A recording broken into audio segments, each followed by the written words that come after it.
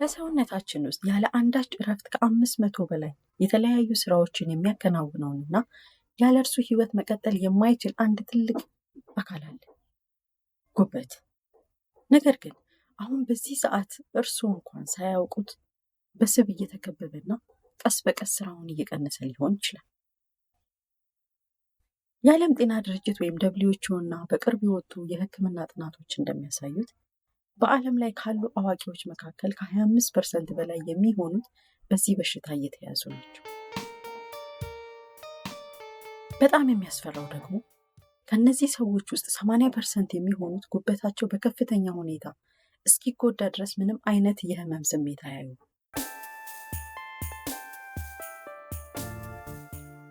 በዛሬው ጥልቅ ትምህርታዊ ቪዲዮአችን የሚከተሉትን ዋና ዋና ነጥቦች በዝርዝር እንመለከታለን።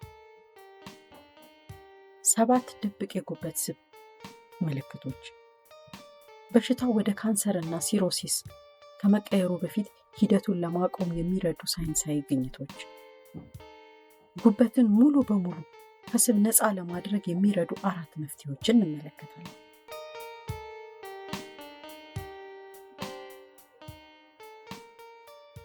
ከመጀመራችን በፊት ይህ መረጃ ለብዙዎች ህይወት አዳኝ ስለሆነ ቪዲዮውን ላይክ፣ ለቻናሉ አዲስ ከሆኑ ሰብስክራይብ እና የደወል ምልክቷን መጫን እንዲሁም ለሚወዱት ሁሉ ሼር በማድረግ እስከ መጨረሻው አብራችሁን ቆዩ።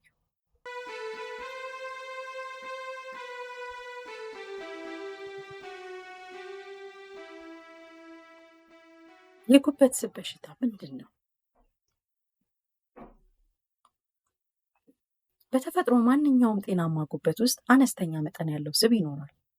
ነገር ግን የጉበት ስብ መጠን ከጠቅላላ የጉበት ክብደት ከ5% በላይ ከሆነ በህክምናው አነጋገር ሄፓቲክ ስቲቶሲስ ወይም የጉበት ስብ በሽታ ይባላል። ይህ ችግር በሁለት ዋና ዋና ክፍሎች ይከፈላል። አንደኛ፣ አልኮሊክ ፋቲ ሊቨር በአልኮል መጠጥ አብዝቶ በመጠጣት የሚመጣ ነው። ሁለተኛ፣ ነን አልኮሊክ ፋቲ ሊቨር ዲዚዝ አልኮል በማይጠጡ ወይም በጣም አነስተኛ መጠን በሚጠጡ ሰዎች ላይ የሚከሰት ሲሆን በዓለም ላይ በከፍተኛ ሁኔታ እየጨመረ የመጣው አይነት ነው።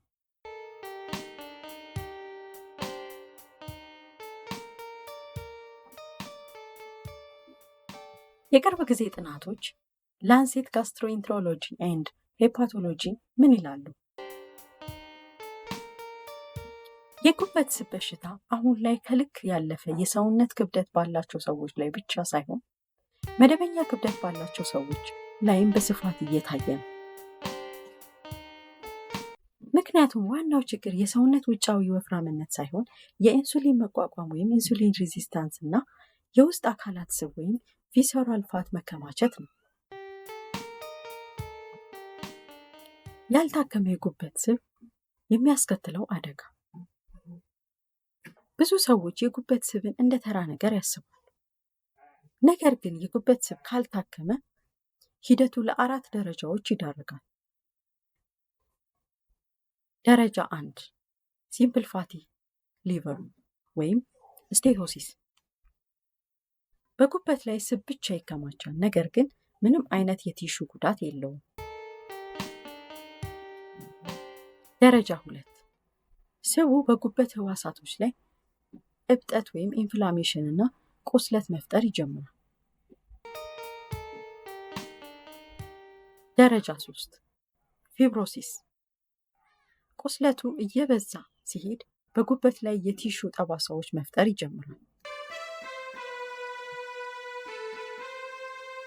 ደረጃ 4 ሲሮሲስ ጉበት ሙሉ በሙሉ በመጠጠሩ ወይም በጠባሳው ምክንያት ስራ ያቆማል። ይህም ለካንሰር፣ ሄፓቶሴሉላር ካርሲኖማ እና ለጉበት ንቅለ ተከላ ይዳርጋል። ጉበት ስራ ሲያቆም ፈሳሽ መቋጠር ይጀምራል። ጥቁር ነጠብጣቦችና የሸረሪት መሰል ደም ስሮች ወይም ስፓይደር አንጂዮመስ በአንገት ወይም በብብት ስር የሚታዩ ጥቁር የቆዳ ቀለሞችን ያመጣል። የእጅ መዳፍ መቅላት የሆርሞን መዛባትና የጉበት ስራ መቀነስ ምልክት።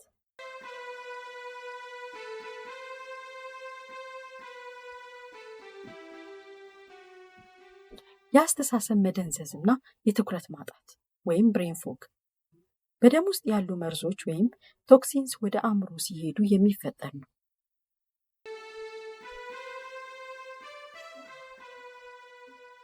በሳይንስ የተረጋገጡ ተፈጥሯዊ መፍትሄዎች። ጉበት በሰውነታችን ውስጥ ራሱን መልሶ የማደስ ወይም ሪጀነሬሽን ተፈጥሯዊ አቅም ያለው ብቸኛ ኦርጋን ነው። አንደኛ፣ ካርቦሃይድሬት እና ካሎሪን መቀነስ። ሰዓት የጠበቀ ጾም ለምሳሌ 16 ወይም 8 ሰዓት ማድረግ በጉበት ውስጥ የተከማቸውን ስብ በፍጥነት እንደ ነዳጅ ያቃጥላል። ሁለተኛ፣ አንቲኦክሲዳንት ያላቸው ምግቦችን ማዘውተር ለምሳሌ ቡና። በቀን ከ1 እስከ 2 ሲኒ ጥቁር ቡና መጠጣት የጉበት እብጠትንና ጠባሳን ይከላከላል።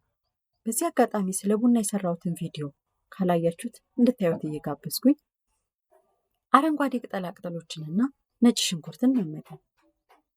እነዚህ ምግቦች በውስጣቸው ባለው ግሉቲቶን እና ሰልፈር መርዞችን ያጸዳሉ።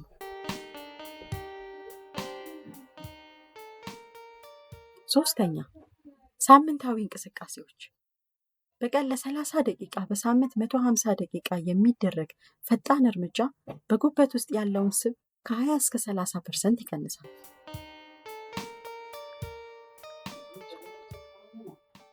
አራተኛ፣ ከኢንዱስትሪ ስኳር ወይም ፍሩክቶስ እና አልኮል መራቅ። በለስላሳ መጠጦች ውስጥ የሚገኘው ሃይ ፍሩክቶስ ኮርን ሲሮፕ ቀጥታ ወደ ጉበት ስብነት የሚቀየር ዋና ጠላት ነው። ዛሬ ስለ ጉበት ጤና ያየነው መረጃ ይህን ይመስል ነበር። እንደተጠቀማችሁበት ተስፋ እናደርጋለን። ጉበታችን ለእኛ ሌሊትና ቀን ይሰራል። እኛ ደግሞ ዛሬ የአኗኗር ዘይቤያችንን በማስተካከል ልንንከባከበው ይገባል። ይህ መረጃ ጠቃሚ ሆኖ ካገኙ ቪዲዮውን ላይክ ማድረጉን አይርሱ። አዳዲስ ሳይንሳዊ የጤና መረጃዎች በየጊዜው እንዲደርሱ ቻናላችንን ሰብስክራይብ በማድረግ የደወል ምልክቷን መጫን አይርሱ። በሌላ አስገራሚ ርዕስ እስክንገናኝ ሰላም።